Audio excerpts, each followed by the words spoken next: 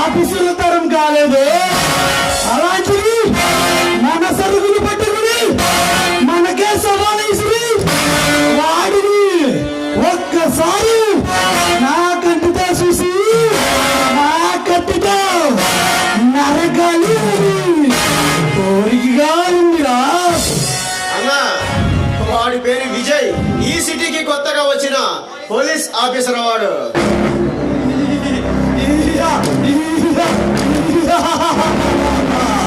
పోలీసట మనల్ని పట్టుకోవాలని చూసి మనల్ని ప్రభుత్వం అప్పచెప్పాలని చూసి ఆ పెంపుడు పులి చేతిలో బలైన ఆ పగోదర గాడి కన్నా గట్టికిడా విజయ్ గాడు.